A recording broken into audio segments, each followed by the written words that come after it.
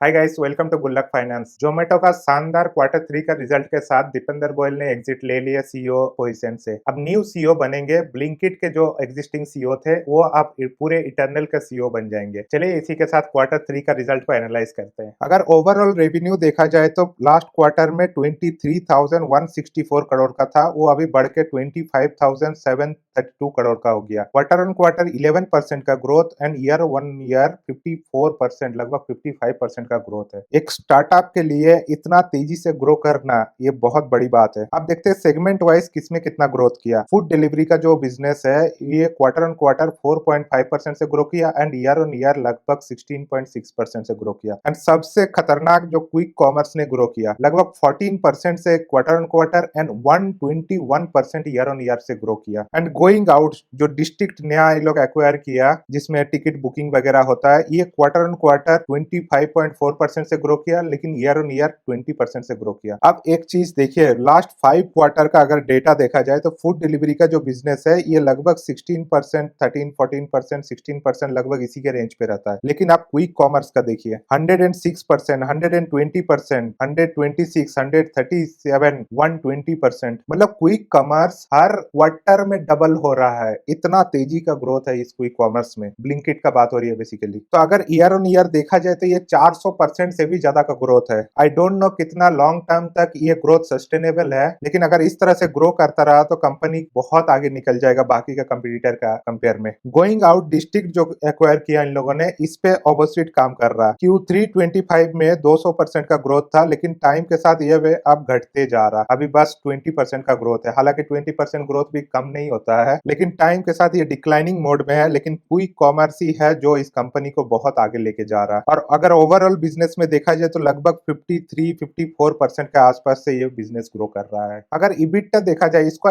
एक तरह से आप इसको प्रॉफिट समझ सकते हैं। तो फूड डिलीवरी में 531 करोड़ का प्रॉफिट हुआ है, जबकि क्विक कॉमर्स में सिर्फ 4 करोड़ का प्रॉफिट हुआ। लेकिन मजे की बात यह है कि लास्ट हर एक क्वार्टर में ये नेगेटिव में था, ये लॉस में था। तो 156 करोड़ का लॉस में से अभी 4 करोड़ का प्रॉफिट में आ गया। अब देखिए, इसमें एक इंटरेस्टिंग बात यह है कि गिग वर्कर्स जो प्रोटेस्ट कर रहे हैं उनके और भी ज्यादा फैसिलिटीज के लिए, अगर उनको ज्यादा फैसिलिटीज मिलता है तो ये 4 करोड़ जो प्रॉफिट हुआ ये वापस से नेगेटिव में चला जाएगा। तो मेरे अकॉर्डिंग गिग वर्कर को बहुत ज्यादा बेनिफिट्स कंपनी वाइज नहीं दे सकता है, क्योंकि कंपनी ऑलरेडी लॉस में रह के जो फैसिलिटीज दे रहा था उसको किसी तरह प्रॉफिटेबल में लाया। अभी गिग वर्कर को और ज्यादा फैसिलिटीज दिया तो कंपनी वापस में लॉस में चला जाएगा, जो कि कंपनी का बैलेंस शीट में काफी नेगेटिवली इफेक्ट करेगा। लेकिन इटर्नल का अभी पेन वाला सेक्शन डिस्ट्रिक्ट है, जो कि लगातार उसका लॉसेस बढ़ते जा रहा। करंटली इसका लॉस 121 करोड़ में पहुंच गया। क्वार्टर ऑन क्वार्टर ये 58 करोड़ का लॉस बुक किया है। ईयर ऑन ईयर 104 करोड़ का लॉस बुक किया है। एंड हाइपर प्योर, इसका एक जो छोटा सा बिजनेस है जो रेस्टोरेंट को रॉ मटेरियल प्रोवाइड कराता है, उसमें भी लॉस से पॉजिटिव में आ गया।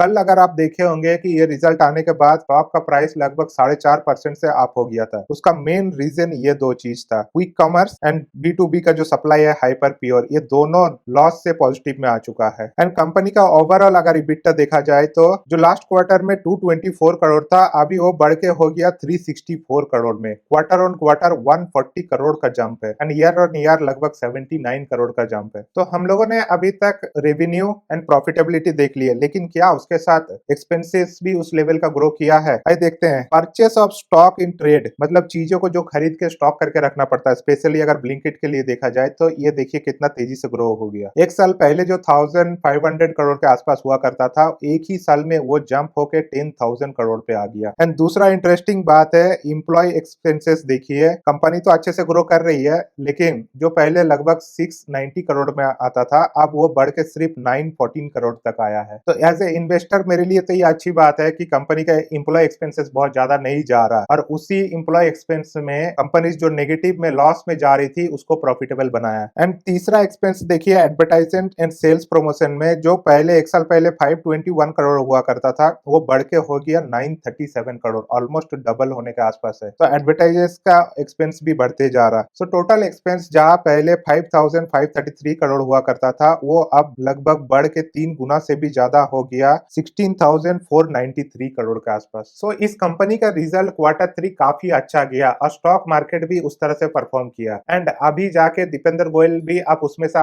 सीईओ पोजीशन से आउट हो चुके हैं और वो बहुत टाइम से कह भी रहे थे कि हमें प्रोफेशनल सीईओ चाहिए कंपनी को हैंडल करने के लिए, क्योंकि कंपनी बहुत ज्यादा अब एक्सपेंड कर चुकी है। तो इस तरह का कंपनी का वैल्यूएशन करना अलग बात है, क्योंकि अब हाइपर प्योर का जो बिजनेस है या ब्लिंकिट वाला जो बिजनेस है, इस बिजनेस का पीयर्स बहुत ही कम है, लिस्टेड में शायद ही कोई है। तो इस कंपनी का पी को देख के बहुत कोई बोलते हैं कि बहुत ज्यादा ओवर प्राइस्ड है, लेकिन इसका एक्चुअल वैल्यूएशन अभी पीयर्स के साथ कंपेयर किया ही नहीं जा सकता है। तो होप आपको Q3 का रिजल्ट समझ में आया। तो अगर आप खुद भी इन्वेस्ट करते हैं और आप चाहते हैं कि आप अपना कोई भी पोर्टफोलियो का स्टॉक हम लोग क्वार्टरली रिजल्ट इस तरह से एनालाइज करके दे, तो आप चैनल को सब्सक्राइब कीजिए एंड कमेंट में आप अपना कंपनी का नाम लिख दीजिए। हम उसको रेगुलर ट्रैक करके इस तरह का डिटेल में वीडियो लेके आएंगे। Thank you.